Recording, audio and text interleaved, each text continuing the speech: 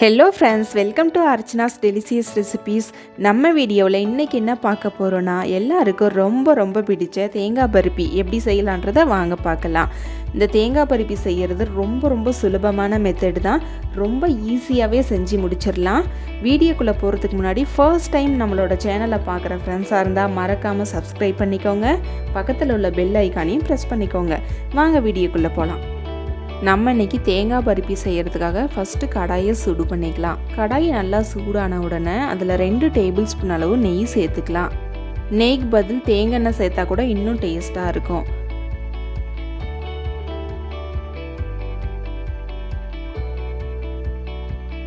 நெய் சூடான உடனே நம்ம எடுத்து வச்சுருக்கிற 2 கப் அளவு தேங்காய் துருவலை சேர்த்துக்கலாம்.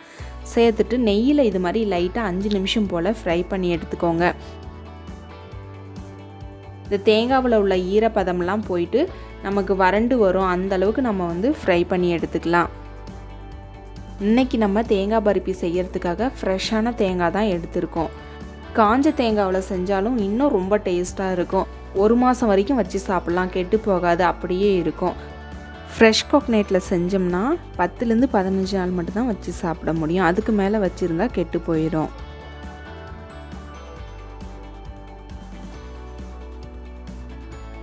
அதாவது ஈரப்பதெல்லாம் போயிட்டு நம்மளோட தேங்காய்லாம் உதிரியாக வந்துருச்சு. இந்த சமயத்தில் நம்ம எடுத்து வச்சுருக்கிற 1 கப் அளவு சுகர் சேர்த்துக்கலாம்.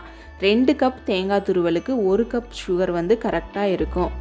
உங்களுக்கு இன்னும் கொஞ்சம் எக்ஸ்ட்ரா சுகர் வேணும்னு நினச்சிங்கன்னா 1.5 கப் அளவாக சேர்த்துக்கோங்க. இந்த 2 கப் அளவுக்கு 1 கப் அளவு சுகரே கரெக்டாக இருக்கும். சுகர் சேர்த்ததுக்கப்புறம் இது போல் லைட்டாக ஃப்ரை பண்ணி விட்டுட்டே இருங்க. அது தண்ணி விட ஆரம்பிக்கும். அது வரைக்கும் நம்ம அது மாதிரி ஃப்ரை பண்ணி விட்டுட்டே இருக்கலாம்.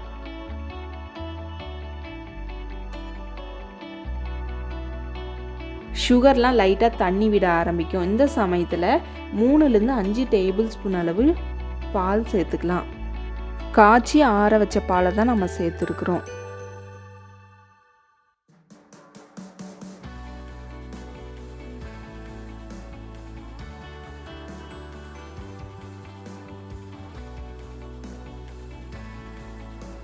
பாலை சேர்த்ததுக்கப்புறம் இது போல் நல்லா கைவிடாமல் கிளறிட்டே இருங்க, இல்லைன்னா அடி பிடிக்க ஆரம்பிச்சிரும்.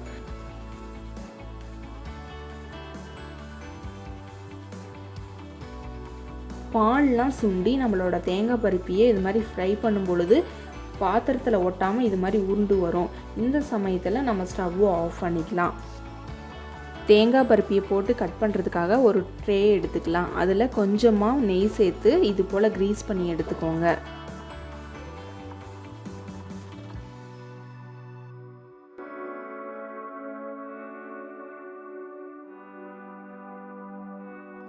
அதில் நம்ம செஞ்சு வச்சுருந்த தேங்காய் பருப்பி எல்லாத்தையும் இது போல் எடுத்து போட்டுக்கலாம். போட்டதுக்கப்புறம் இது போல் ஸ்கொயர் ஷேப்பில் நல்லா இது மாதிரி தட்டி விட்டு எடுத்துக்கோங்க.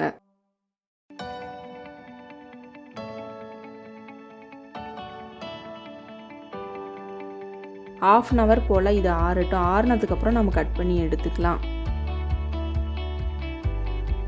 ½ an hourக்கு அப்புறம் நம்ம கட் பண்ண ஆரம்பிச்சிடலாம். பாருங்கள், நமக்கு எந்த அளவுக்கு சைஸ் வேணுமோ அந்த அளவுக்கு நம்ம கட் பண்ணி எடுத்துக்கலாம். நம்மளோட டேஸ்டான தேங்காய் பருப்பி ரொம்ப சூப்பராக ஈஸியாக ரெடி ஆயிருச்சு.